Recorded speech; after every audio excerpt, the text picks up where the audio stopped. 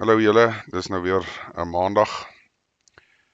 Ek wil vandag gou praat. Mense, en hierdie is 'n stukkie waaroor ek wil praat of ek wil so verduidelik dat ehm ek weet ons het nou hierdie hele gesprek begin met voorbereiding ensovoorts. Maar ek dink mense moet verstaan dat voorbereiding is baie breër as net om vir jou kos bymekaar te maak. Dit is ek wil vandag nou regtig 'n bietjie raak aan volhoubaarheid. En weer te kyk na wat is ons plan en lese vir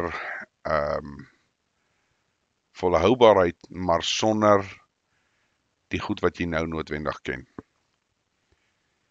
Nou, dit klink snaaks, dit klink dalk vir mense nie heeltemal korrek nie, maar ek dink tog ons gaan opeindig waar ons gaan moet teruggaan en begin werk weer aan die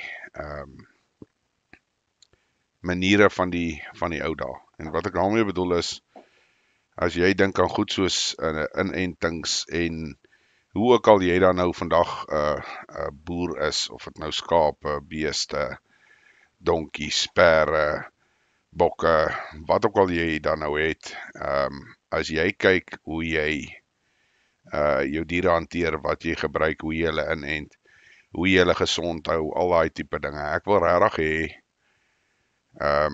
mense moet begin kyk hoe hulle daarna kyk, wat hulle doen en hoe hulle dit gaan doen as jy nie noodwendig al hierdie stowwe en kos en dalk noodwendig in die hande gaan kry nie. Hoe gaan jy maak? Ek het nou weer 'n keer gekyk en ek het nou 'n bietjie deurgewerk en gedink, ek dink ons gaan regtig, ek dink nie mense besef nie, en ek dink is 'n ding waarvoor jy ook moet uitkyk, veral met die goed soos die doringbos. Jy sit baie keer in 'n situasie waar mense, as daar verandering kom, probeer mense altyd vashou aan wat hulle ken. En dis 'n moeilike een soms, want as jy dink jy het nou 'n scenario waar jy jy weet, jy sê nou maar, as ek nou dink aan ons, jy weet, ons bly op 'n plaasie, 'n plot, wat ook al jy dit wil noem, en jy weet, ons het ons skapies, ons het ons beesies, ons het 'n paar hoendertjies, jy weet, al daai goedjies, maar ons is nie regtig selfonderhoudend nie. Ons probeer nou die volhoubaarheidsstelsel redelik goed in werking sit, maar ons is nog nie heeltemal waar ons moet wees nie. En dit is vir my nogal 'n groot bekommernis, dink ek, vir die tyd wat vir ons voorlê.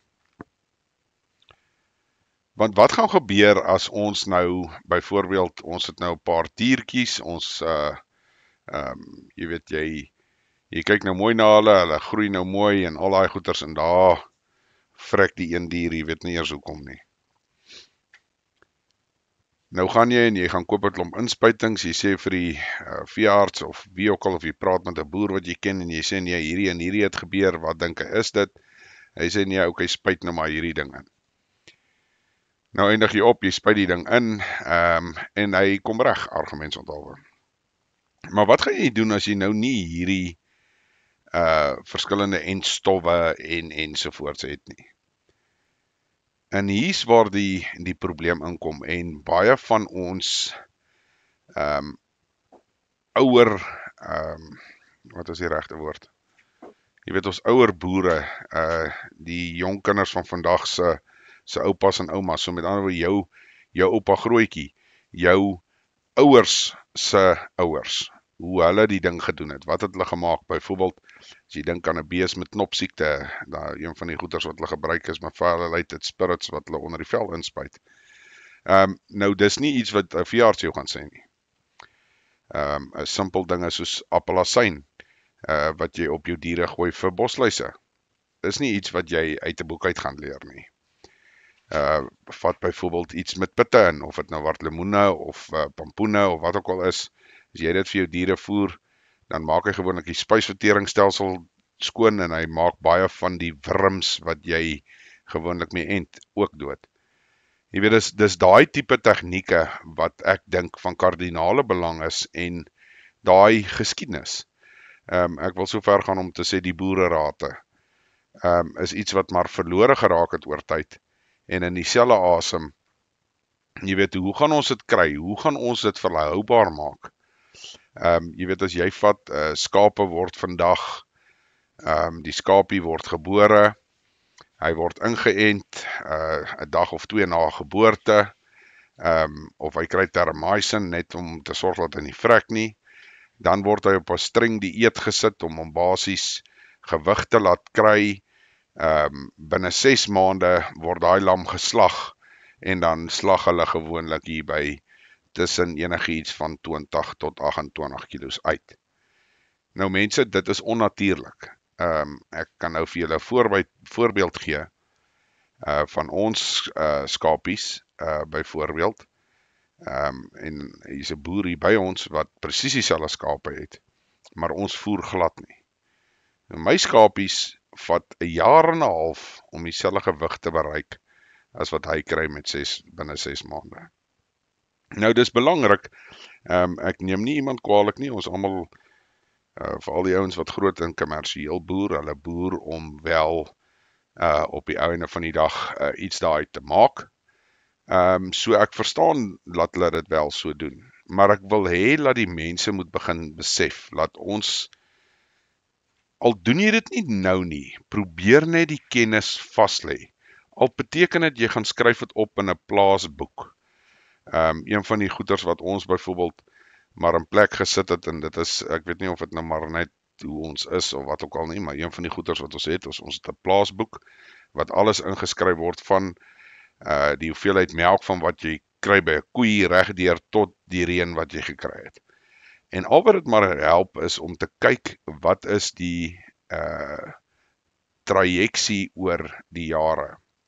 Punt 1. Punt 2, om te sien watter diere het nou maar babies gekry en watter het nie, en watter het siek geword en watter het nie, ensovoorts. En dit is maar, jy weet, daai rekord praat met jou op die einde van die dag, en dit help jou ook om seker te maak dat jy wel weet wat gaan vir wat. Natuurlik die ouderdomme van die diere, wat ook nogal belangrik is. So mense, die hele idee, of wat net die idee wat ek wil skep met hierdie video, nou ek het, of hierdie praatjie, is ek wil net hê die mense, veral die ouens wat boer, veral die ouens wat 'n paar hoendertjies het, veral die ouens wat skape het, veral die ouens wat beeste het, gaan praat bietjie met oupa as hy nog lewe. As hy nie lewe nie, praat met jou pa, want as jy hom bietjie gaan uitvra, gaan hy vir jou sê, ja, daai een keer het my pa dit gedoen, en dit het so gewerk, en dit het dit gemaak, ensovoorts. Net om daai kennis vas te lê, want ek glo binne in myself, laat ons gaan opeindig waar ons dalk so ver teruggesit word, met hierdie moeilikheid wat kom. Julle sien wat gebeur in die wêreld, julle sien wat is besig om te gebeur in Amerika en California, en dit is klaar besig om te eskaleer. Die laaste wat ek nou gekyk het, nou sit hulle met dieselfde probleem in New York. So, al hierdie goedjies is besig om op te bou en op te bou en op te bou. En een ding wat ons baie mooi moet verstaan, as jy nie kan verstaan waar ons goed vandaan kom nie, dan het ons 'n groot probleem. As jy vat 'n ou wat byvoorbeeld met lucern boer, dink jy dat daai ou wat met die lucern boer, verkoop daai lucern aan die mark in Suid-Afrika? Nee, dit word uitgevoer. Maar om dit te kan uitvoer, is daar sekere regulasies waaraan daai lucern byvoorbeeld moet voldoen. Wat beteken, op die ou einde van die dag, is daar sekere manipulasie wat plaasvind op die lucern, om dit vinnig te laat groei en dit is wat daai oorseese mark vereis. So dis weer eens vir my belangrik dat ons hierdie konsep moet verstaan. Maar ek gaan nou eers los by die plantery. Ek gaan 'n video maak oor die plante self. Dis 'n ander aspek wat vir my baie, baie belangrik is. Nou kom ons kom terug na die diere toe. So nou sit jy met hierdie paar diertjies, jy is nou kommersiële boer, jy het opgeëindig om al jou diere te spuit elke jaar, volgens die diere regulasies ensovoorts. Julle weet daar's nou 'n back and closure uitbraak ensovoorts en nou kom jy in 'n scenario waar jy nou nie meer hierdie goed kry nie. Nou sit jy met 'n kudde. Ongelukkig die meeste boere sit met groter kuddes as wat hulle plase kan dra. En dit veroorsaak ongelukkig maar baie issues. En een van daai issues is maar siektes. So nou moet jy besef, okay, wag so 'n bietjie, hierdie gaan nou nie meer werk nie. Nou gaan jy eerder jou kudde moet verminder, wat nie so maklik is nie, want op die einde van die dag, soos wat ek tereg sê, ek neem niemand kwaalik vir die manier hoe dit werk nie. As jy 'n kommersiële boer is en jy het jou 500 teelkoeie of wat ook al, dis jou kos, dis hoe jy werk. So ek verstaan die idee, ek verstaan die konsep, maar ek dink ons gaan net moet seker maak dat ons hierdie idees en hoe ons goed moet doen, baie beter vas lê en daai kennis moet oorgedra word of gehou word. Laat as ons wel in die toekoms ingaan met die moeilikheid wat vir ons voorlê, van hoe gaan ons hierdie goed hanteer? Hoe gaan ons seker maak ons kan wel ons diere aan die gang hou? Nou daar is van die ouer boere, as julle so oomie of tannie of wat ook al ken, asseblief mense, gaan sit kers op by hulle. Gaan praat met hulle, vind uit wat is hierdie alternatiewe om wel mediese goedjies aan te pak. Hoe maak jy in 'n droogte tyd? Waarvoor moet jy pasop? Jy weet, 'n ding soos 'n bees sal enigiets eet as hy groen is. Dis net hoe hulle is. 'n Skaap is bietjie meer selektief. Hy sal nie sommer net enige ding eet nie. Jy weet, so, dis hierdie tipe goed wat kennis is, wat besig is om verlore te gaan. En ek dink is belangrik dat ons wel net daai goedjies vas lê. Soos ek sê, al skryf jy dit in jou eie plaasboek. Al sit jy in 'n scenario waar jy dit kan so eenvoudig wees wat jy sê, jy moet net sorg dat jy die rokke elke dag skoonmaak. Byvoorbeeld. Maar ons gaan moet tot die besef kom, dat waartoe ons beweeg en waarmee ons gaan sit, is nie iets wat gaan werk soos dit nou werk nie. Ek voel baie sterk daaroor en ek sê dit nou maar vir julle, laat die stelsel gaan in mekaar val. So as jy met jou groot trekker en alles gewoond is om soveel hektare te kan omploeg, as daar nie diesel is nie, beteken daai groot trekker vir jou absoluut niks nie. So mense, ek dink is belangrik dat ons wel hierdie konsep net verstaan en dat ons dit wel kan net adresseer en net hanteer en van daar af kan 'n mens altyd dit verder verwerk.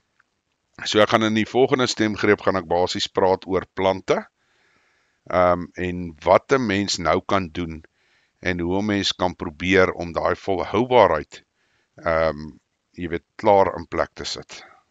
Dankie julle.